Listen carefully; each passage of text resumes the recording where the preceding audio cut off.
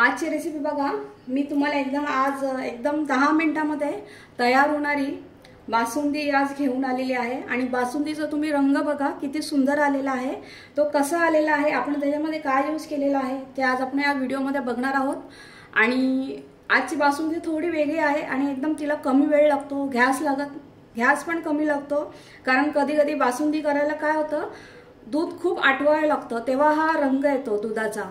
पर आज आपण तसं केलेलं नाहीये, म्हणून ह्याला काय प्रोसेस आहे ते बघण्यासाठी तुम्ही व्हिडिओ पूर्ण बघा। आणि जर माझ्या चॅनलवर तुम्ही फर्स्ट टाइम आला असाल तर प्लीज सबस्क्राइब करा, बेल आयकॉनवर क्लिक करा, व्हिडिओला लाईक करा आणि व्हिडिओ आवडल्यानंतर कमेंट करा कशी झाली आहे ते सांगा। आणि व्हिडिओ पूर्ण बघा, रेसिपी करून बघा आणि चला आपण कंटिन्यू करूया व्हिडिओ। दूध बघा इथे मी घेतलेलं आहे, अर्धा लिटर दूध आहे, ते आता मी इथे गरम करत ठेवते।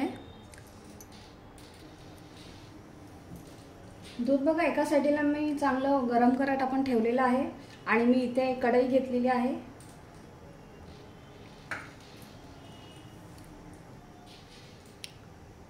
इथे बघा मी एका वाटीमध्ये हा 40 ते 50 ग्रॅम इतपत मावा आहे।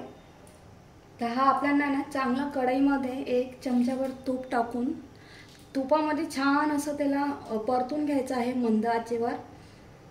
ह्याच्याने ना चव बासुंदीला खूप छान येते आणि आपण एकदम अशी झटपट बासुंदी बनवत आहोत, त्यासाठी हे खूप युजफुल आहे।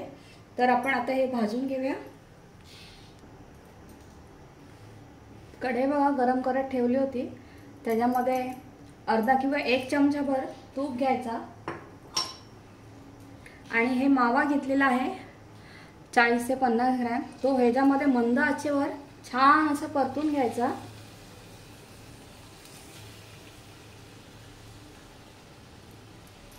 परतल्याने काय होतं, त्याची टेस्ट अजून वाढली जाते।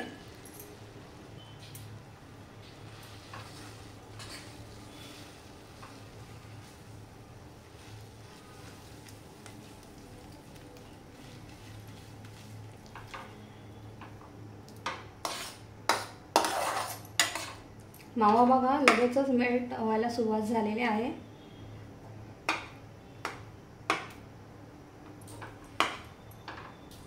फास्ट ह्याच्यावर करायचं नाही, हे मंद ह्याच्यावर चांगलं भाजून घ्यायचं आहे, परतून घ्यायचं आहे मावा। मावा बघा पूर्णपणे छान असं पूर्ण मेल्ट झालेला आहे आणि त्याला आपण मस्त असं खमंग परतून घेणार आहोत। कारण कधी कधी पण मावा ना भाजूनच घ्यायचा आहे चांगला तुपामध्ये, मावा कच्चा टाकू नका ह्याच्यामध्ये। कारण कधी कधी काय होतं, आपण डेअरीमधून मावा वगैरे आणतो तर तो कधी कधी आंबूस झालेला असतो, तर तो आंबूसपणा येऊ नये म्हणून मावा छान असा भाजून घ्यायचा आहे। आणि मग आपलं कसं दूध फाटण्याची शक्यता पण कमी होऊन जाते।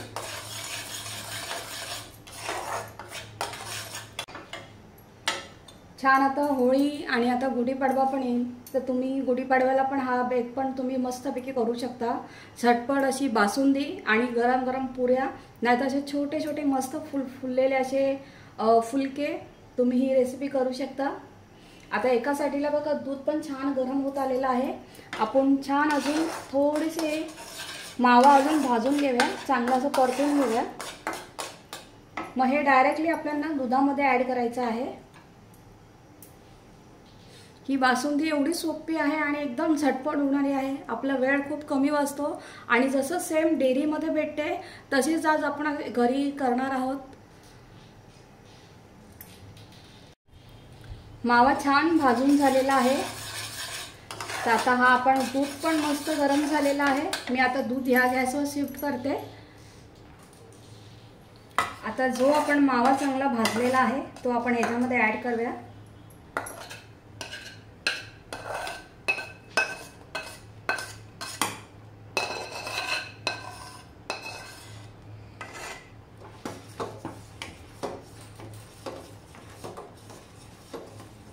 दुधाचा कलर बघा लगेच चेंज झालेला आहे, जसे सेम आपण डेअरीमधून आणतो ना बासुंदी, सेम आज आपण तशीच बासुंदी करणार आहोत।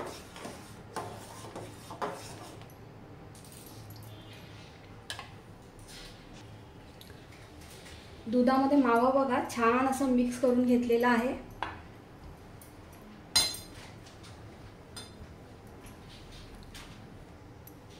दूध बघा आता मी पुन्हा त्या दुसऱ्या गॅसवर शिफ्ट केलेला आहे। इथे मी एक कढई घेतलेला आहे, पॅन मध्ये आपल्याला मी पाऊण वाटी साखर घेतलेली आहे। ती आपल्याला ह्याच्यामध्ये पूर्णपणे कॅरमल करून घ्यायची आहे।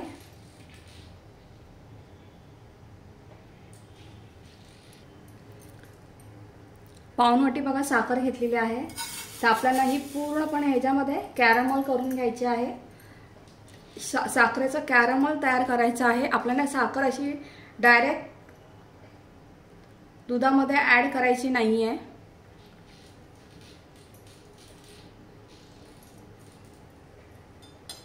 आणि साखरेला न हलवता ते ऑटोमॅटिकली स्वतःच कॅरमल मस्त तयार होईल।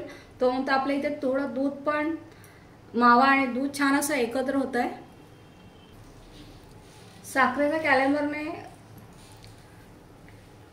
साखरेचा जो आपण आता कॅरमल तयार करणार त्याच्याने बासुंदीला एवढा छान रंग येतो। आणि जे आपण ह्याच्यामध्ये मावा यूज केलेला आहे त्याच्याने मस्त बासुंदी अशी दाणेदार होते। म्हणजे दूध आपल्याला जास्त आटवायची काहीच गरज नाही लागत। अर्धा लिटर दूध आपण घेतलं तर अर्धा लिटर आपली बासुंदी तयार होते।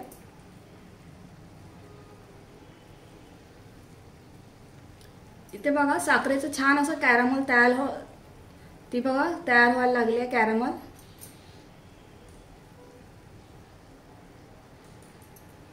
एका साईडला बघा इथे तुम्हाला इथे वाटी घेतलेली आहे, त्यामध्ये मी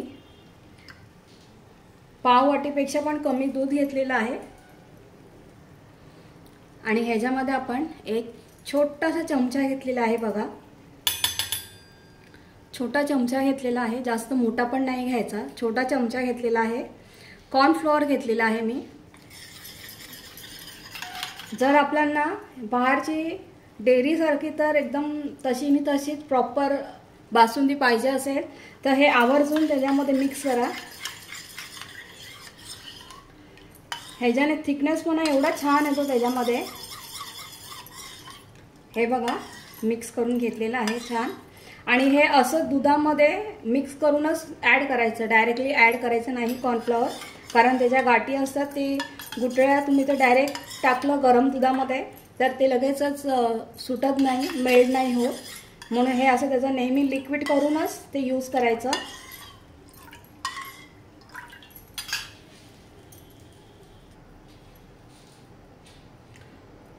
दूध आणि मावा बघा मस्तपैकी छान असं मिक्स झालेलं आहे। तर आता हे मी त्याच्या कॉर्नफ्लोअर मिक्स केलेलं आहे ना, ते दूध ह्याच्यामध्ये ऍड करते। कॅरमल तयार होईपर्यंत इथे जो आपण कॉर्नफ्लोअर दुधामध्ये यूज केलेला आहे तो पण ते इथे छान असा तो दुधामध्ये मिक्स होईल, त्याचा तो कच्चापणा असतो तो पूर्णपणे निघून जाईल।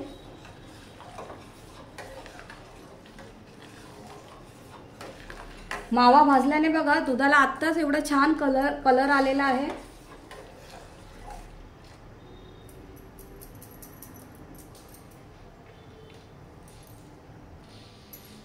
साखरेचा कॅरमल पण बघा किती सुंदर झालेला आहे तयार।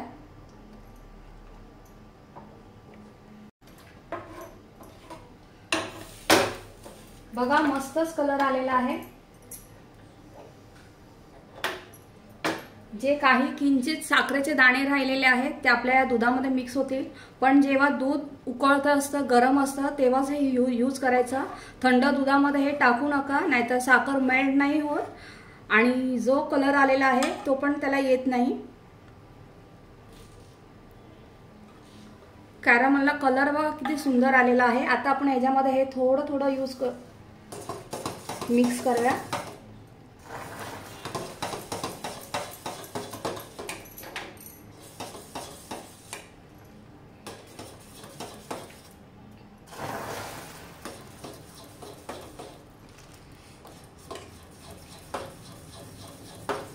बघा दूध कसं छान असं हे येतं, वर येतं। हे एकदम भसकन टाकायचं नाही, थोडं टाकायचं।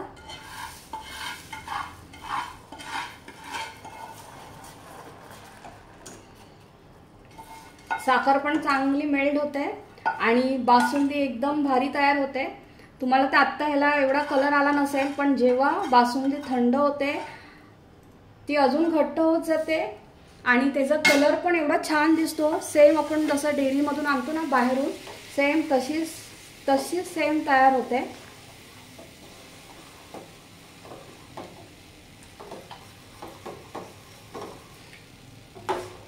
ह्याच्यामध्ये आता हे साखरेचा कॅरॅमल तुम्हाला असंच दिसतंय, ते ऑटोमॅटिकली आतमध्ये जेव्हा दूध गरम असतं ते मिक्स होऊन जातं त्याच्यामध्ये। मला थोडं झूम करून दाखवते।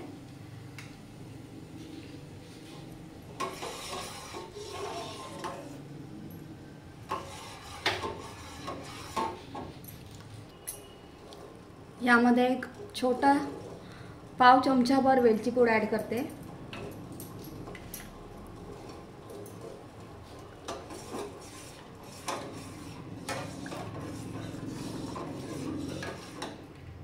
कलर बघा कसला भारी आलेला आहे।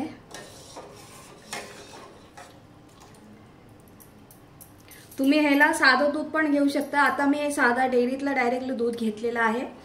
तुम्ही फुल फॅट दूध पण घेऊ शकता त्यासाठी।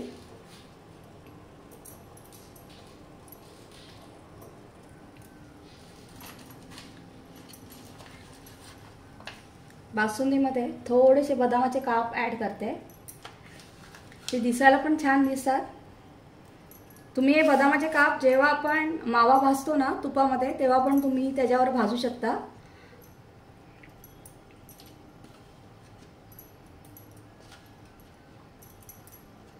बासुंदी एवढी छान झाली, त्याचा एवढा छान सुवास येतोय ना, आणि कलर तर एकदम सॉलिडच आलेला आहे त्या कॅरॅमलमुळे। हे बघा, आणि पूर्णपणे कॅरॅमल आपण जे तयार केलेला साखरेचा पाक पूर्णपणे ह्याच्यामध्ये मेल्ट झालेला आहे आणि कलर पण खूप सुरेख आलेला आहे। हे बघा,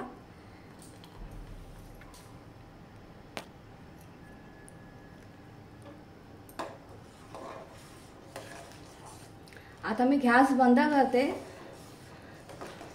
ना। आता जेवढी आपण ही बासुंदी उकळू तेवढी ती एकदम अशी घट्ट होत जाईल,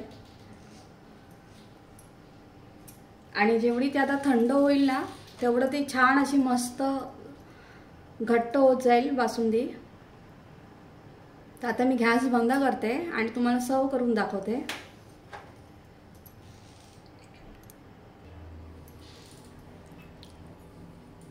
बासुंदीला रंग काय सुंदर आलेला आहे बघा, कलर बघा किती सुंदर आलेला आहे। आता ही बासुंदी आपण रूम टेम्परेचरमध्ये थंड करून, पूर्ण थंड करायची रूम टेम्परेचरमध्ये, आणि मग फ्रीजमध्ये किंवा फ्रीजरमध्ये ठेवायची। थोडी चिल्ड, एकदम अशी थंड, कारण बासुंदी जास्त करून थंड खूप छान लागते पुऱ्यांबरोबर किंवा फुलक्यांबरोबर। जर तुम्हाला कोणाला गरमच पाहिजे असेल तर ती फक्त रूम टेम्परेचरमध्ये थोडीशी थंड करूनच मग ती यूज करा।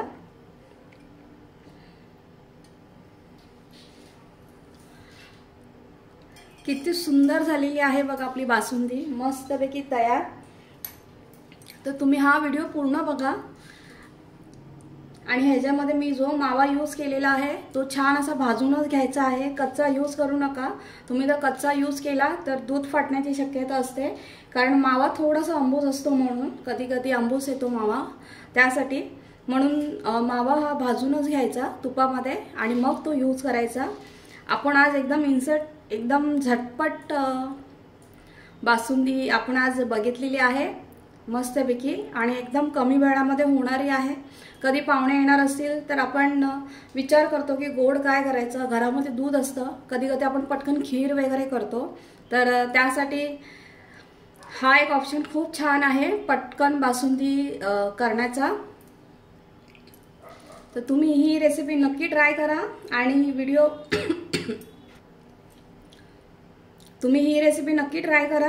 व्हिडिओ पूर्ण बघा, आणि बघितल्यानंतर एक कमेंट करा।